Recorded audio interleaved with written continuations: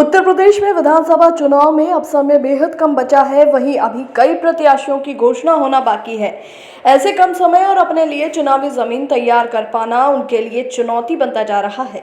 विधानसभा हंडिया, जहां अभी तक ना बीजेपी ने अपनी प्रत्याशी की घोषणा की है, ना ही बीजेपी गठबंधन की कोई सीट की घोषणा हुई है। ऐसे में सभी गठबंधन और बीजेपी के उम्मीदवार हंडिया विधानसभा सीट पर निगाहें बनाए बैठे हैं। बीजेपी नेता अवधेश तिवारी ने भी अपने बयान में अभी अपनी पार्टी के पदाधिकारियों के फैसले के इंतजार में है। यदि उनको उम्मीदवार बनाया जाता है तो अवधेश तिवारी का कहना है कि वो अपनी विधानसभा में जो पिछले विधेयक के कार्यकाल में कार्य नहीं हुए हैं, उनको सबसे पहले पूर्ण करवाएंगे। वहीं अवधेश तिवारी का ये भी कहना है कि पिछले विधेयक ने एक पैसे का विकास नहीं किया।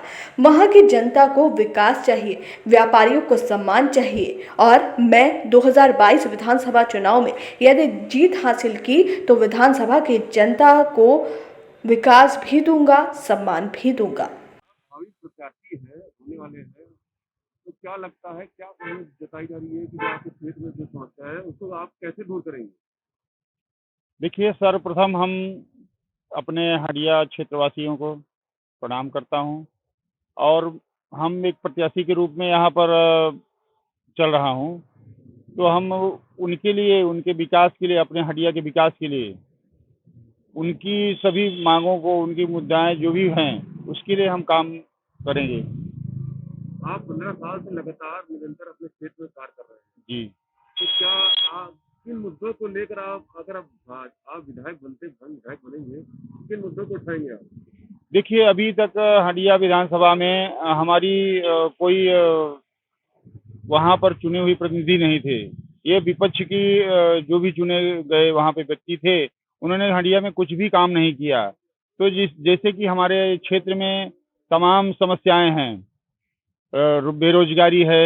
हमारे जो विधायक चुने गए थे उन्होंने खाली कमीशनखोरी किया, कोई एक पैसे का काम नहीं किया है। तो हमारे युवाओं को रोजगार चाहिए उनके हाथ में, व्यापारियों को सम्मान चाहिए और जो सही तरीके से अपने व्यापार कर सकें। किसानों के जो समस्याएं हैं उनकी बातों पर ध्यान दिया जाएगा।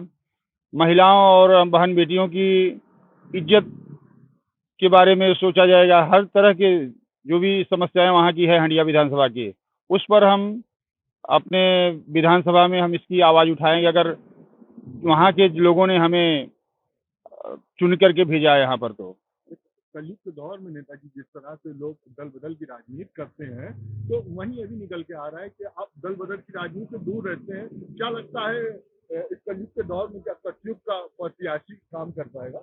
देखिए, ये अपनी अपनी विचारधारा है। हम सन 1987 से भारतीय जनता पार्टी ज्वाइन किए हैं और आज तक मैंने किसी दूसरे दल का दरवाजा नहीं देखा है।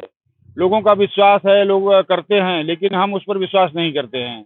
हमारी जो भी है स्वच्छ राजनीति, लोगों के दिल में राज करना है, न कि दल बदल करके और अपने स्वार्थ को पूर्ति की जाए। मेरा विश्वास उसमें नहीं है। जो आपकी विधानसभा है, इसके जो इसके विधायक रहे हैं जी, तो उनका क्या रवैया रहा है जनता के प्रति, और इस तरह के कामों से अभी भी आपकी विधानसभा वंचित?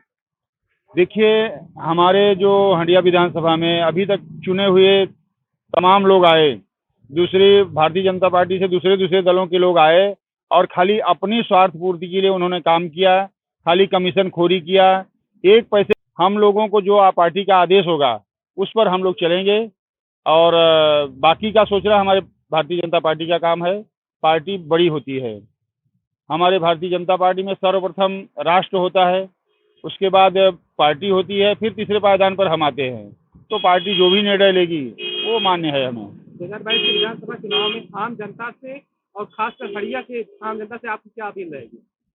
देखिए, मैं, अगर भारतीय जनता पार्टी हमें मौका देती है तो हम अपने क्षेत्रवासियों से यही अपील करूंगा, उनका मैं चरण वंदन करूंगा कि वो एक बेदाग और एक बेधड़क व्यक्ति को ऐसे चुने जो कि उनके काम को, उनके जो भी उनकी पूर्ति के लिए वो विधानसभा में आवाज़ उठा सके, ऐसे व्यक्ति को वो चुनेंगे, न कि अपनी जेब भरने वाले और स्वार्थी व्यक्तियों को उनके लोलुपता के चक्कर में न आए। क्या क्या मुद्दे रहेंगे आपके?